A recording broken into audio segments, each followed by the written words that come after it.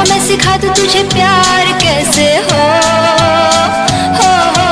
Tarzan माय Tarzan. आजा मैं बता दूं तुझे प्यार कैसे हो Tarzan Tarzan Tarzan.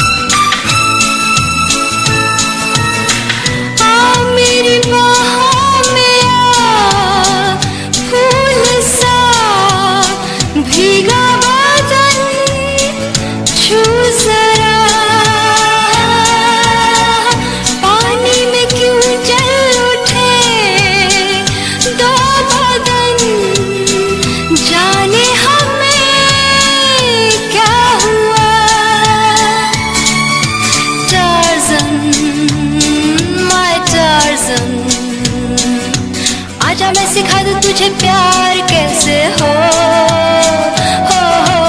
Tarzan Tarzan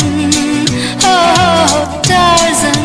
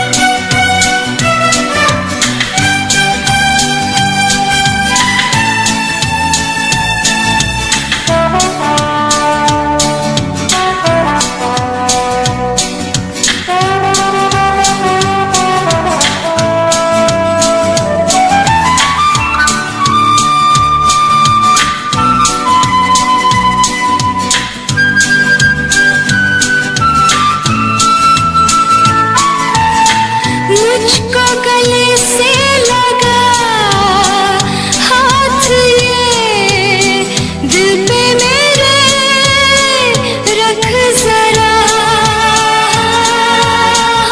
सांसें ठहर जाएगी साथिया धड़केगा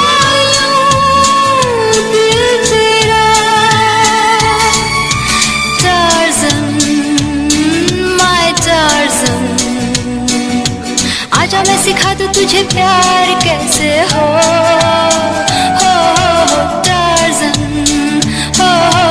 टार्ज़न टार्ज़न।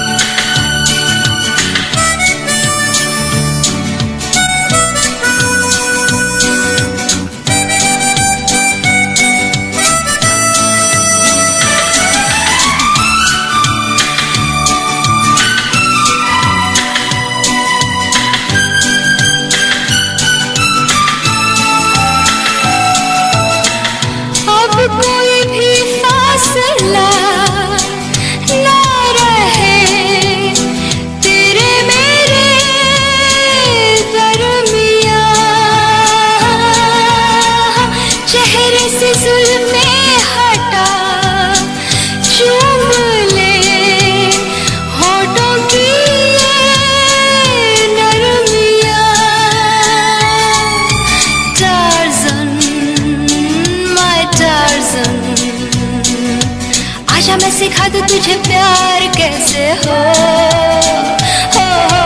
टार्ज़न, माय टार्ज़न। आजा मैं बता दूं तुझे प्यार कैसे हो।